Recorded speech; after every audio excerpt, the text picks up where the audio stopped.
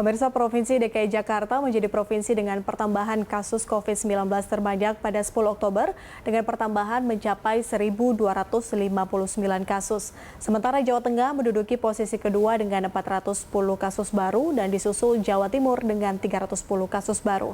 Dan berikut 5 provinsi dengan pertambahan kasus positif terbanyak pada 10 Oktober.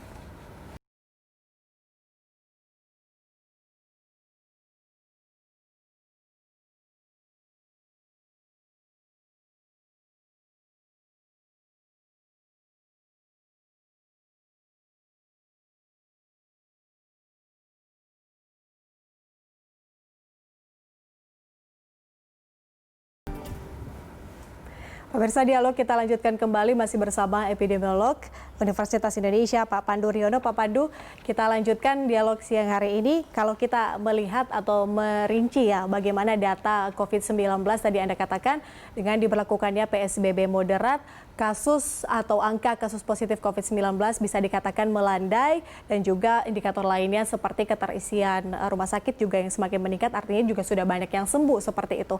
Nah, kemudian Pemprov DKI Jakarta mengambil langkah mengganti PSBB moderat menjadi PSBB transisi. Kembali lagi kita pernah di PSBB transisi yang kemudian membuat angka kasus COVID-19 kembali meningkat. Ini apa yang harus diperhatikan, Pak Pandu?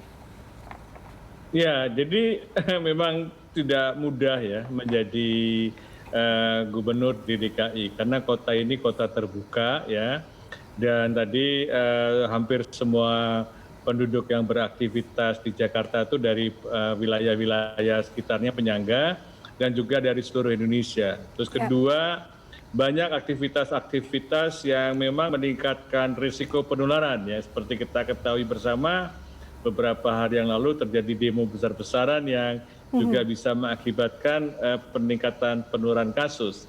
Ini tidak bisa disangkal bahwa tidak mudah untuk menekan kasus di Jakarta.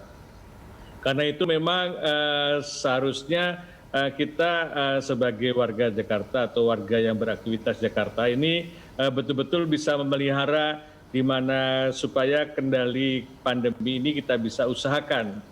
Karena tanpa itu tidak mungkin. Jadi partisipasi masyarakat memang dibutuhkan lebih maksimal. Jadi pemerintah daerah ibu kota sudah mengajak masyarakat, jadi pembatasan sosial berbasis komunitas, tempat tinggal, tempat kerja, dan sebagainya itu akan ditingkatkan kembali. Jadi upaya-upaya supaya perilaku 3M itu benar-benar terjaga. Karena tanpa itu kita tidak mungkin mengendalikan pandemi ini. Di mana sebagian penduduk yang sekarang sudah mulai meningkat perilaku 3M yang menjadi sekitar 60%, itu masih harus ditingkatkan lagi, harus menjadi 85% baru bisa berdampak pada menekan kasus penularan tadi. Dan juga Pemda DKI mempunyai tanggung jawab meningkatkan testing, pelacakan kasus, dan isolasi yang benar. Dengan dua kombinasi itu dalam jangka panjang ya kita kira sebulan atau 2 minggu kita bisa menahan laju penularan yang akibat kita melakukan pelonggaran masa transisi ini. Jadi memang tidak mudah, tapi itu upaya yang kita harus atasi bersama dan harus dibantu oleh kita semua termasuk pelaku bisnis, termasuk warga di luar Jakarta yang beraktivitas di Jakarta.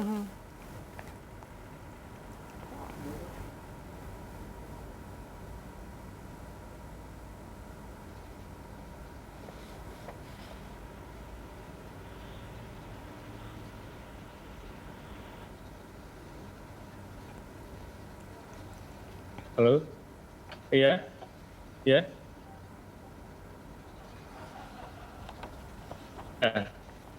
Ya, jadi dengan demikian memang untuk mengatasi pandemi itu tidak mudah di Jakarta ya. Jadi tanpa itu kita bisa saja dianggap gagal, tapi sebenarnya bukan itu.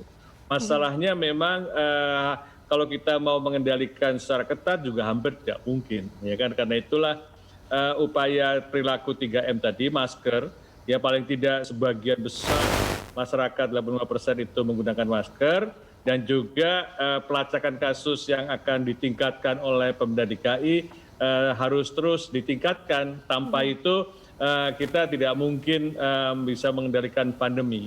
Dari hasil studi yang kita lakukan, ternyata investasi kita untuk meningkatkan tracing itu bisa berbuah yang menyenangkan, yaitu kita bisa mengidentifikasi orang-orang yang perlu diisolasi sehingga penularan berikutnya bisa dihentikan. Itu yang menjadi penting. Harus kita akui bahwa memang tidak mudah ya untuk menanggulangi pandemi COVID-19, khususnya juga bagi DKI Jakarta yang punya daerah-daerah penyangga yang bisa dikatakan Pak Pandu sampai dengan saat ini tidak ada. Kemudian daerah Jakarta dan juga daerah penyangga yang memperlakukan PSBB ketat seperti itu. Nah, ini juga yang menjadi persoalan. Nah, kalau kita sedikit menyinggung soal pernyataan Presiden Jokowi, Pak Pandu, terkait dengan penerapan lockdown mini atau mini lockdown, ini tidak perlu adanya lockdown provinsi kota. Ini apakah seperti itu yang diperlukan Indonesia saat ini? Ya, jadi pembatasan sosial berskala besar kan bukan satu-satunya pilihan dan harus dilakukan dalam durasi lama. Jadi itu hanya dilakukan dalam keadaan yang sangat darurat, di mana angka penularannya sangat tinggi sehingga kita melakukan pengetatan yang luar biasa besar supaya kasus cepat turun. Nah, setelah turun kita harus beralih jadi bukan menggantikan, jadi pembatasan sosial yang sifatnya lokal atau micro lockdown. Itu teman saya yang menggagas itu mengatakan bahwa pembatasan sosial micro lockdown tadi ya, atau saya lebih suka menerjemahkannya menjadi pembatasan sosial berbasis komunitas, itu akan lebih efektif setelah kita berhasil melakukan PSBB tadi. Nah, ini yang menurut saya dengan adanya pelonggaran ini, Pemda DKI perlu memperkuat pembatasan sosial yang sudah berjalan sebenarnya untuk lebih diperkuat sehingga tempat-tempat di mana komunitas, peran serta pelibatan masyarakat itu menjadi lebih besar.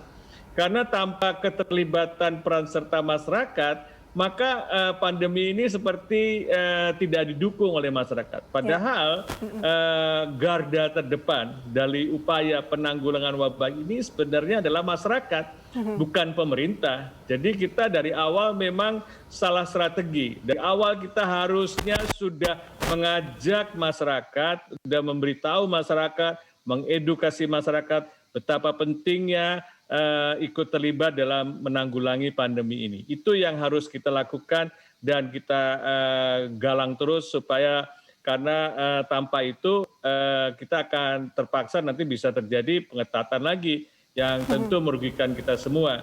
Dan karena dalam pandemi ini jangka panjang ya, mungkin tidak selesai dalam 1 atau 2 tahun atau 3 tahun ya.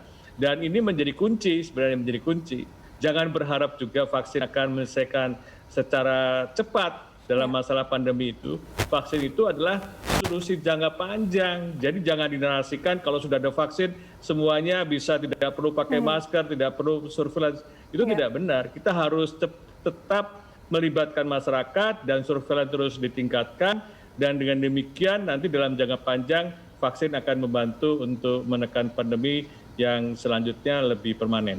Iya, itu dia mungkin pemikiran dari masyarakat kalau nanti ada vaksin berarti semuanya memang sudah benar-benar biasa saja, normal, kembali ke keadaan sebelum pandemi. Dan tidak bisa dipungkiri juga Pak Pandu bahwa memang bukan hanya di DKI Jakarta ya, tapi di beberapa daerah pun melihat bahwa COVID-19 ini sepertinya tidak ada begitu karena melihat angkanya yang mungkin di beberapa daerah ini masih kecil. Tapi Pak Pandu melihat kebijakan yang diambil oleh Pemprov DKI Jakarta sekarang sudah PSBB transisi. Ini apa yang menjadi pesan Anda sebagai epidemiolog kepada Pemprov DKI yang harus benar-benar diperhatikan selama PSBB transisi?